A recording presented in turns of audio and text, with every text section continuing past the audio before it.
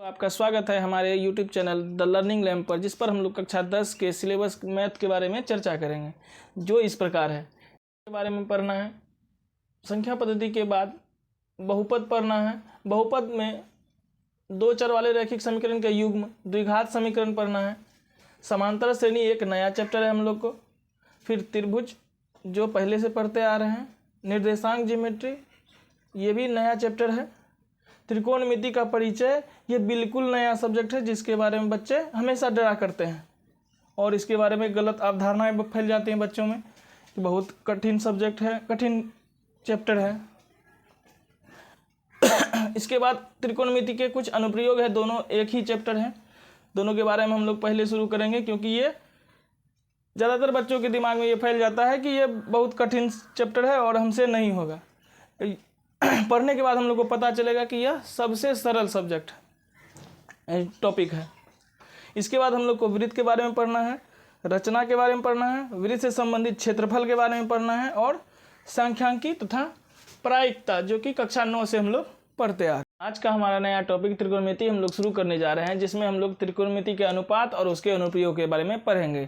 Topic है त्रिकोणमिति, जिसको हम लोग इंग्लिश में ट्रिग्नोमेट्री कहते हैं, जो कि 3 ग्रीक शब्द से मिलकर बना हुआ है, ट्राइगोन और मेट्रॉन, जिसका अर्थ होता है हिंदी में 3 भुजाओं का माप। इस अध्याय में हम लोग पढ़ेंगे त्रिकोणमिति के अनुपात, जिसमें हम लोग त्रिकोणमिति के न्यून कोण पर के सापेक्ष मान करके उसके अनुपातों का अध्ययन करेंगे, जिसके अध्ययन के रूप समय हम लोग 2 नए टॉपिक के बारे में जानना होगा, जो न्यून कोण और समकोण त्रिभुज है।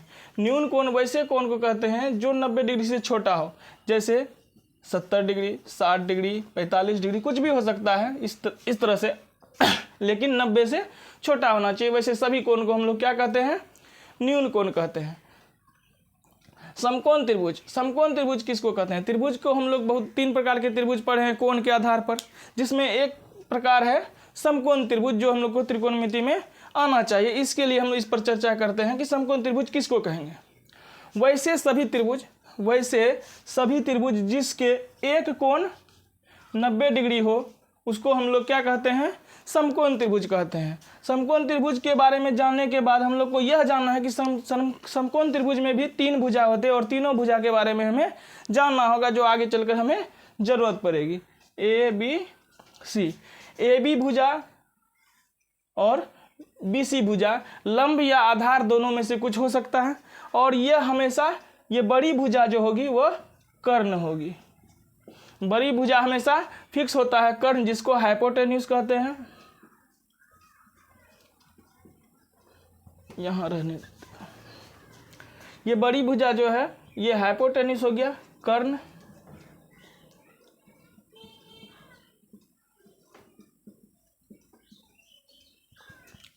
और यह लंब या आधार, ये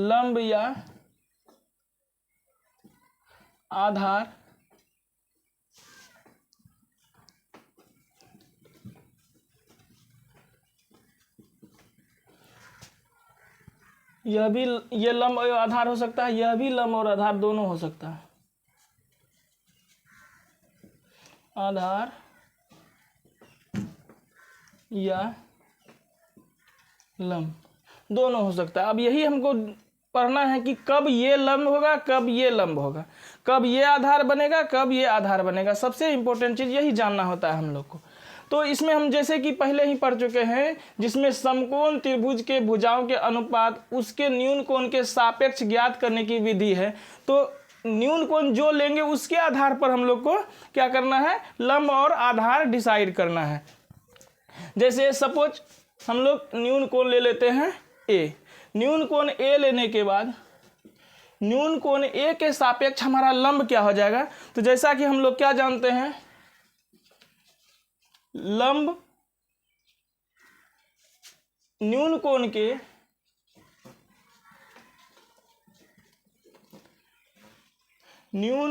के सम्मुख भुजा होती है। जैसा कि हम अभी न्यून कोण ए माने हैं तो इसका सम्मुख भुजा क्या होगा, इसके सामने का भुजा यानी BC। यहाँ हमारा लंब कोण हो गया BC। अगर इसी जगह पर न्यून कोण हम लोग C को मानते हैं, अगर न्यून कोण C होता हमारा तो लंब क्या होता है यहाँ पर,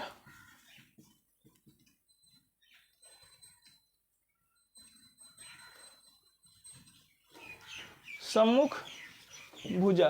सम्मुख भुजा इसका होता क्या, इसका सम्मुख भुजा, इसका सामने वाला भुजा AB हो जाता। तो यहां से हम लोग लंब और आधार अभी लंब निकालने सीख गए। दोनों कोणों को सापेक्ष मानकर यदि न्यून कोण हमारा A होगा तो हमारा लंब क्या होगा, BC होगा। अगर न्यून कोण हमारा C होगा तो हमारा लंब क्या हो जाएगा, AB हो जाएगा। इस तरह से हम लोग लंब निकालने सीख गए। अभी हम बोर्ड साफ करते हैं। अभी लंब निकालने हम लोग सीख चुके हैं, तो अब हम लोग आधार निकालने सीखेंगे कि न्यून कोण के सापेक्ष हम लोग आधार कैसे निकालते हैं। और जो मिट गया है उसको आप लोग पॉज करके वीडियो को नोट कर लीजिएगा। आगे हम आधार निकालने सीखते हैं।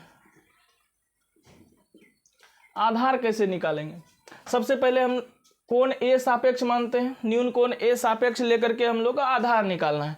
यदि यह त्रिभुज है और आधार होता क्या है, पहले आधार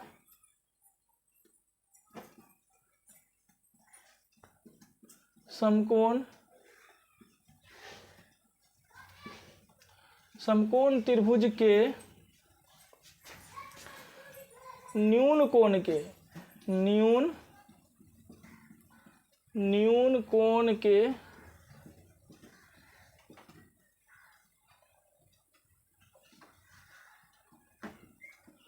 संलग्न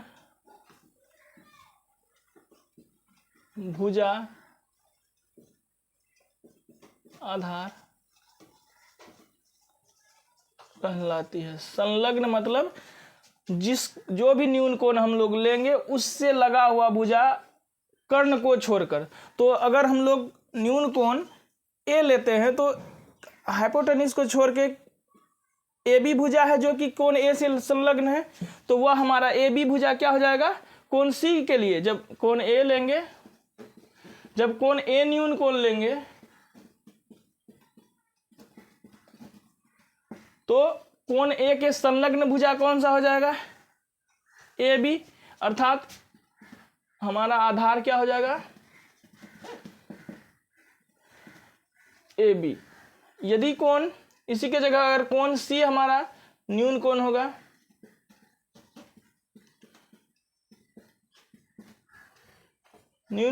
तो इसका आधार क्या हो जाएगा, कोण C जब न्यून कोण होगा तो इससे संलग्न दो ही भुजा है, एक BC और AC तो हमारा कर्ण है, इसीलिए CB क्या हो जाएगा हमारा, BC क्या हो जाएगा हमारा आधार हो जाएगा। इस तरह हम लोग अभी किसी समकोण त्रिभुज के में लंब और आधार को निकालने के लिए किसी न्यून कोण के सापेक्ष सीख लिए हैं, जो कि हमारे नेक्स्ट टॉपिक में काम आने वाले। त्रिकोणमिति के मुख्य 6 त्रिकोणमितीय अनुपात के बारे में अभी हम लोग विस्तार से जानेंगे। जैसा कि नाम से है जो हम लोग पढ़ते हैं, साइन, कॉस, टेन, कोसेक, सेक, कॉट। इस प्रकार जिस तरह यह लिखा हुआ है, हमारे गणित में इसका कोई अर्थ नहीं है, अर्थहीन माना जाता है। ये सभी क्या है, अर्थहीन।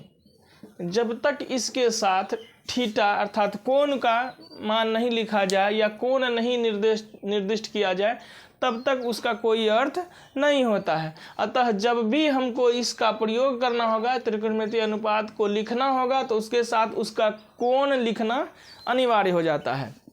बिना कोण दर्शाए हम इसको सही नहीं मानते हैं, इसका कोई अर्थ नहीं होता है। जैसा कि हमने नोट में लिख दिया है, साइन, कोस, टेन, कोसेक, सेक तथा कॉट के साथ थीटा गुना में नहीं होता है। अतः साइन थीटा को हम लोग साइन गुना थीटा लिखना गलत हो जाएगा, ऐसा नहीं कर सकते हैं। ये इस प्रकार हम लोग यह जान गए कि बिना थीटा का, बिना कोण का, कोण थीटा से यहाँ तात्पर्य न्यून कोण का है, ठीक है। न्यून कोण के बिना या थीटा के बिना इसका कोई अस्तित्व नहीं होता है, अर्थहीन हो जाता है। और यह अर्थपूर्ण बनाने के लिए इसके साथ थीटा को हम लोग को लिखना होता है। जैसा कि हम लोग प्रयोग करते हैं बुक में, साइन, कॉस, टेन, कोसेक, सेक, कॉट, यह इसका संक्षिप्त नाम है। क्या है? इसका संक्षिप्त नाम है। इसका पूर्ण नाम फिर क्या है? तो साइन को हम लोग पूर्ण नाम में पढ़ते हैं साइन, जो विभिन्न वैज्ञानिकों, विभिन्न गणितज्ञों द्वारा इसका नामकरण किया गया था। साइन। कॉस को लिखते हैं कोसाइन, टेन को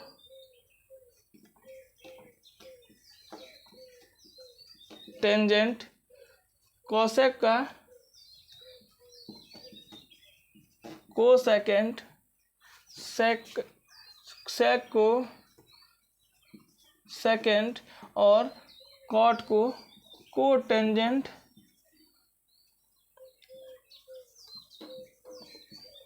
कोटेंजेंट नाम से जानते थे। इसको गणित के रूप में उपयोग करना, बार बार लिखना कठिन होने के कारण इसका शॉर्ट फॉर्म को उपयोग किया गया, जो हम लोग आगे यूज करेंगे। अगला टॉपिक हम लोग का है त्रिकोणमितीय अनुपातों को परिभाषित करना, जिसमें हम लोग को समकोण त्रिभुज में एक त्रिभुज ABC समकोण त्रिभुज है, जिसमें कोण B समकोण रहने पर कोण C न्यून कोण लेने पर लंब हमारा AB हो जाएगा, आधार BC हो जाएगा और कर्ण AC हो जाएगा, जो त्रिभुज की सबसे बड़ी भुजा होती है। उसी प्रकार अगर हमारा न्यून कोण A लेंगे, न्यून कोण A लेने पर हमारा लंब क्या हो जाएगा? BC हो जाएगा, आधार AB हो जाएगा और कर्ण AC हो जाएगा, जो हम लोग आगे पढ़ चुके थे।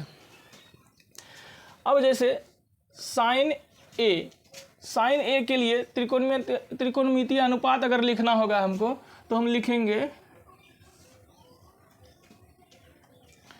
कोण A का सम्मुख भुजा, कोण A के सम्मुख भुजा बटे कर्ण, अर्थात लंब बटे कर्ण, इसी को हम लोग P/H लिख सकते हैं। ठीक है। इसी प्रकार हम लोग चलते हैं cos A के लिए कोण A का संलग्न भुजा बटे कर्ण, जिसको हम लोग आधार बटे कर्ण अर्थात B/H लिख सकते हैं। इसी प्रकार tan A बराबर कोण A का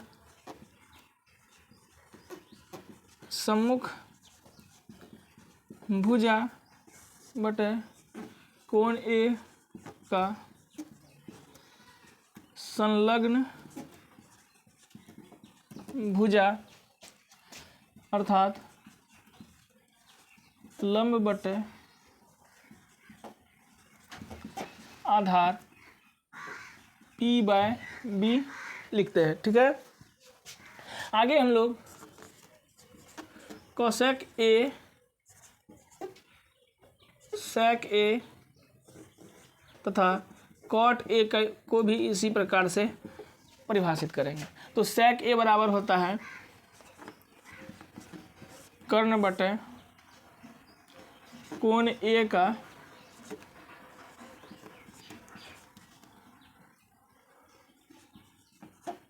सम्मुख भुजा, जिसको हम लोग लिख सकते हैं H/P। इसी प्रकार सेक A को लिखेंगे कर्ण बटे कोण A का संलग्न भुजा, जिसको हम लोग H/B लिख सकते हैं। इसी प्रकार कॉट ए को कोण ए का संलग्न भुजा बटे कोण ए का सम्मुख भुजा यानी B/P लिख सकते हैं। जैसा कि अभी हम लोग देखें कि साइन ए का कोण ए के सम्मुख भुजा बटे कर्ण होता है, तो कोण ए के सम्मुख भुजा, कोण ए का सम्मुख भुजा BC, BC यहाँ पर लंब बटे कर्ण यानी P/H हमारा क्या हो जाएगा।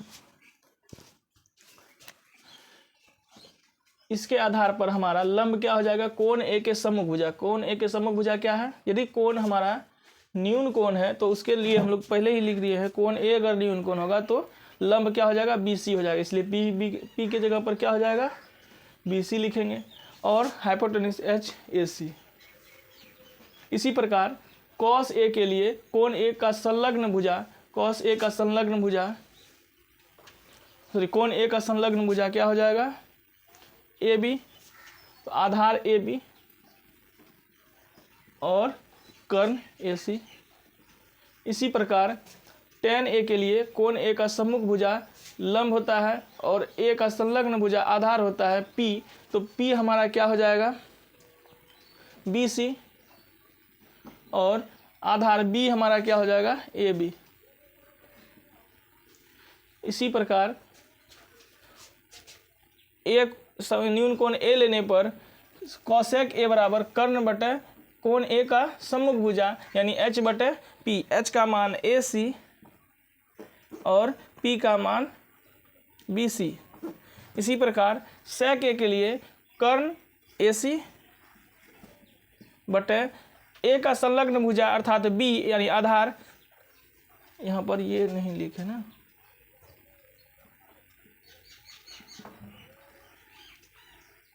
कर्ण बटे लंब,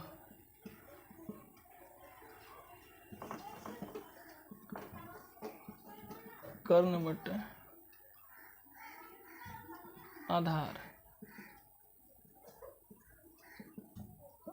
H/B, AC बटे B, AB।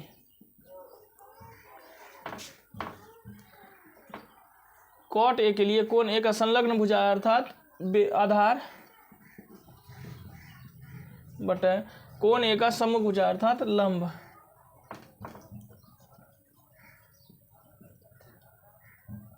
B/P,